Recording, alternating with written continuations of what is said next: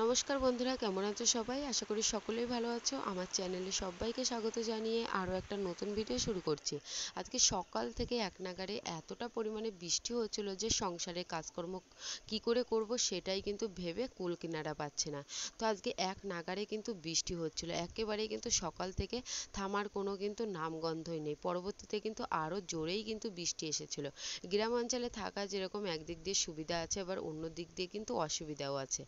তো একটু ভারী কিন্তু বৃষ্টি হলেই কিন্তু আশেপাশের যে ডোবাগুলো থাকে সেগুলো কিন্তু ভর্তি হয়ে যায়, বাড়ির উঠোনে পুরো জল হয়ে যায়, তারপরে হচ্ছে তোমার কলতলায় কিন্তু পুরো জল ভর্তি হয়ে যায়।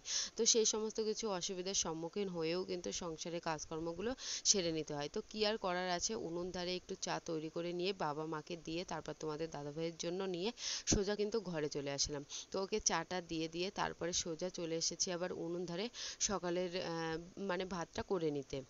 আজকে এতটা পরিমাণে বৃষ্টি হচ্ছিল, ভেবেছিলাম যে আজকে সকালের জলখাবারের লুচি তৈরি করব, কিন্তু বৃষ্টিতে আর সম্ভব হয়নি। কারণ বৃষ্টি হলেই আমাদের যেখানে মানে উনুনটা বসানো রয়েছে, তো এই এক চালের ওপরে যে পেপারটা রয়েছে সেটা না একটু খারাপ হয়ে গেছে, তো জল পড়ে একেবারেই কিন্তু উনুন ধারটা ভর্তি হয়ে যায়। তাই আজকে আর ভাবলাম যে লুচি তৈরি করব না, আজকে তোমাদের দাদাভাইকে এমনি আলু সিদ্ধ ভাতটাই দিই। তো ওর টিফিনটা গুছিয়ে দিয়ে বৃষ্টি থামার পরে তারপর সোজা চলে আসলাম রাস্তায় সবজি নিতে।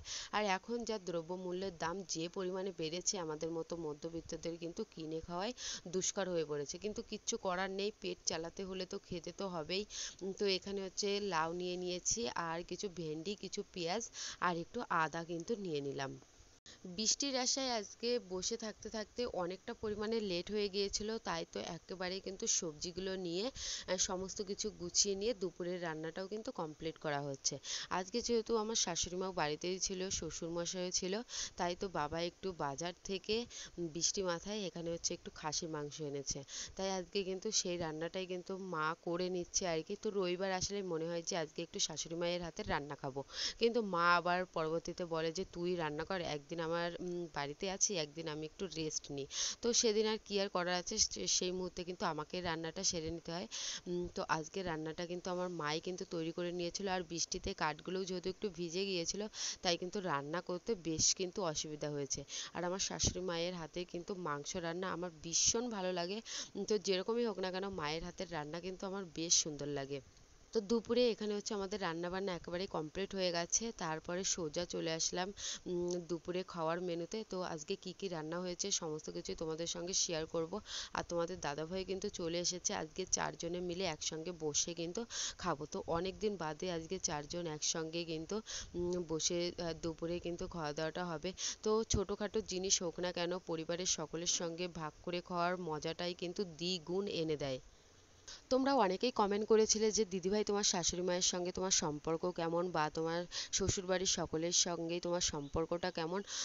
শ্বশুরবাড়ির সঙ্গে আমার সম্পর্কটা কেমন থাকে, প্রত্যেকটা বইয়ের যেরকম থাকে আমার কাছেও কিন্তু সেরকমই। তো এখানে হচ্ছে আমি দুপুরে সকলের জন্যই কিন্তু ভাতটা বেড়ে নিলাম, আর পরিবারের সকলে মিলে একসঙ্গে বসে খাওয়ার কিন্তু মজাটাই আলাদা। তো বৃষ্টি মাথায় করে এখানে হচ্ছে রান্না হয়েছিল, তোমার একটা ভাজা মতো করা হয়েছিল পটল আর আলু দিয়ে, আর মাছের একটু ঝাল তৈরি করা হয়েছিল, আর একটু মাংস, যেহেতু আমার শ্বশুরমশাই মাংসের থেকে কিন্তু মাছটাই বেশি পছন্দ করে।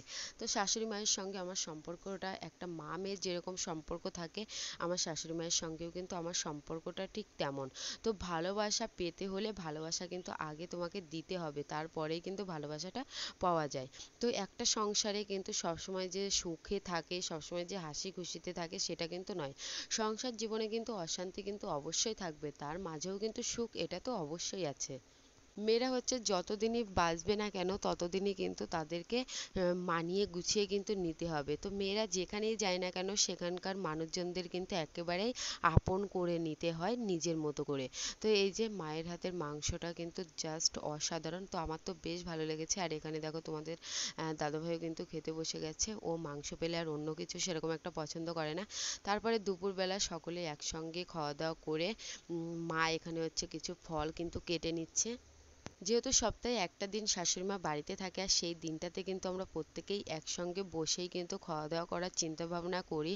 তো যদিও রান্নাবান্না করতে করতে একটু লেট হয়ে যায় আর আমার শাশুড়ি মা কিন্তু ক্যামেরার সামনে আসতে চায় না, যেহেতু আগেকার মানুষ বুঝতেই পারছো যে একটু লজ্জা পায়। তো মা এখানে আনারস কেটে নিচ্ছে। তো প্রথমে কিন্তু আমি কাটতে চেয়েছিলাম, কিন্তু আমি সেরকম একটা ভালো কাটতে পারি না, কারণ এই আনারসের গায়ে যে কাঁটা থাকে সেটা আমি সেরকমভাবে কিন্তু ছাড়াতে পারি না, তাই মাই কিন্তু এখানে কেটে দিচ্ছে।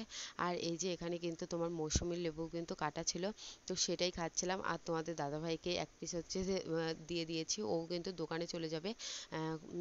এই ফলটা খেয়ে চান টান করে তারপরে কিন্তু দোকানে চলে যাবে। মেয়েরা মানিয়ে নিতে পারলে কিন্তু সব জায়গাতেই কিন্তু ভালো থাকে। তো এখানে হচ্ছে একটু বিকেল বেলার দিকে, তো শাশুড়ি মা একটু ঘুমোচ্ছিল আর তোমাদের দাদাভাই দোকানে চলে গেছে, তো সেই সুযোগেই ভাবলাম যে মিষ্টির দোকানের মতো কিছু খাস্তা নিমকি তৈরি করে নিই আর তার সঙ্গে তোমাদেরও রেসিপিটা শেয়ার করি। তো শর্ট ভিডিওয়ে যে রেসিপিটা দিয়েছিলাম তোমরা অনেকেই পছন্দ করেছো, তোমরা বলেছো যে দিদিভাই রেসিপিটা একটু দিতে, তাই সেটাই কিন্তু তোমাদের সঙ্গে শেয়ার করব। ওই যে বৃষ্টি হয়েছে সকালবেলার দিকে, তাই দেখো উনুন পাড়টা এখনো কিন্তু জল জমে হালকা হালকা কিন্তু কাদা হয়ে গেছে। যতক্ষণ না রোদ্দুর আসবে বা যতদিন না রোদ্দুর ঠিক মতো দেখা মিলবে ততদিন কিন্তু এরকম ভাবে আমাদের উনুন পাড়টা কিন্তু কাদা হয়েই থাকবে। কি আর করার আছে, যেহেতু নিমকিটা আমার শাশুড়িমা কিন্তু বেশ পছন্দ করে, তাই ভাবলাম যে কটা নিমকি আমি তৈরি করে নিই। তো সবার প্রথমে ময়দাটা আমি নিয়ে এর মধ্যে একটু হালকা লবণ, একটু চিনি আর সাদা তেল দিয়ে বেশ ভালো করে ময়াম দিয়ে হালকা হালকা জল দিয়ে কিন্তু মেখে নিচ্ছি। তারপরে রুটি যেভাবে তৈরি করে তো সেরকম ভাবেই কিন্তু আমি রুটিগুলো বেলে নিচ্ছি।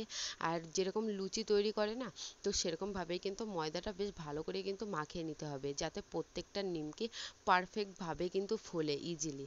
তো এখানে হচ্ছে আমি রুটির মতো করে চারটে কিন্তু রুটি কিন্তু তৈরি করে নিয়েছি। তো চারটে করে দিলেই কিন্তু সব থেকে বেশি ভালো হয়। তো একটা রুটি নিয়ে এর উপরে একটু সাদা তেল দিয়ে দিয়েছি, তারপরে হচ্ছে একটু ময়দা দিয়ে বেশ ভালো করে কিন্তু এঁটে দিয়েছি। তারপর আরও একটা রুটি দিয়ে তার মধ্যে কিন্তু আমি আবার সাদা তেল মিক্স করেছি, মানে একটা যেরকম করেছি আর একটাও কিন্তু সেম ভাবে কিন্তু তৈরি করে নিয়েছি। এবার প্রত্যেকটাই কিন্তু একটার পর একটা দিয়ে কিন্তু একটু হালকা করে সাদা তেল আর একটু করে কিন্তু ময়দা দিয়ে বেশ ভালো করে কিন্তু চার সাইড দিয়ে কিন্তু আটকে নিতে হবে, যাতে নিমকিগুলো না খোলে। তারপরে কিন্তু রোল আকার করে কিন্তু এই যে আমি যেরকম রোল তৈরি করে সেরকম করেই কিন্তু শেপ দিয়ে নিচ্ছি। তো খুলে গেলে কোনো অসুবিধা নেই, হালকা জলের স্পট দিয়ে কিন্তু আটকে নিতে হবে। তারপরে এই যে ছুরি দিয়ে কিন্তু কেটে নিতে হবে। তারপরে ওই যে আলতো হাতে একটু চাপ দিয়ে তারপরে কিন্তু বেলে নিতে হবে। একেবারেই কিন্তু খাস্তা নিমকির মতো কিন্তু হয়, তোমরা অবশ্যই একটু ট্রাই করে দেখো, অবশ্যই কিন্তু ভালো লাগে। তোমরা যদি একটু চিনির শিরা দিয়ে যদি একটু ভেজাতেও যদি চাও তাহলেও কিন্তু চিনির শিরা দিয়ে মিক্স করতে পারো। তো প্রত্যেকটাই আমি এরকমভাবেই কিন্তু বানিয়ে নিচ্ছিলাম, তেলে দিলেই কিন্তু একেবারে এর চারটা মানে যে চারটে পাঁচটা লেয়ার মতো পড়েছে তো সেগুলো কিন্তু একাই কিন্তু খুলে যাবে। তো এখানে দেখো আমার কিন্তু বানানো কমপ্লিট হয়ে গেছে মোটামুটি, আর অল্প কটা রয়েছে। তো একেবারে বানিয়ে কিন্তু এটা আমি বয়ামে করে কিন্তু সংরক্ষণও কিন্তু করে দেবো। তো আমার বানানো কমপ্লিট হয়ে গেছে, এখন হচ্ছে কিন্তু আমি তেলে কিন্তু ভেজে নিচ্ছি। আর প্রত্যেকটাই কিন্তু ইজিলি আর খুব সুন্দরভাবেই কিন্তু ফুলেছিল। তো তোমরা অবশ্যই কিন্তু দেখতে পাবে, আর তোমরা কিন্তু এটা কিন্তু অবশ্যই কিন্তু ট্রাই করে দেখতে পারো, খুবই সুন্দর হয়, একেবারে কিন্তু দোকানের খাস্তা নিমকির মতো। আর এটা কিন্তু তোমরা বাড়িতে বানিয়ে কিন্তু সংরক্ষণও কিন্তু করে রেখে দিতে পারো। তো এটা কিন্তু আমি একটা ইউটিউব থেকেই কিন্তু দেখেছিলাম, প্রথমে ভেবেছিলাম যে হয়তো হবে না, তাই প্রথমে অল্প কটা বানিয়েছিলাম, তারপরে এতটা সুন্দর হয়েছে তারপর থেকেই কিন্তু আমি এরকমভাবে বানিয়ে কিন্তু বয়ামে করে কিন্তু আমি সংরক্ষণ করে রেখে দিই। তো এক সপ্তাহ দু সপ্তাহ মতো কিন্তু তোমরা এটাকে কিন্তু বেশ ভালো করে কিন্তু রেখে দিতে পারবে, আর প্রচণ্ড কিন্তু মুচমুচে হয়। এখানে আমার প্রত্যেকটাই কিন্তু ভাজা কিন্তু কমপ্লিট হয়ে গেছে, আর মাত্র কিন্তু অল্প কটা রয়েছে। তো সে কটা ভাজা হয়ে গেলে তারপর একটু চিনির শিরাতে কিন্তু ভিজিয়ে নেব।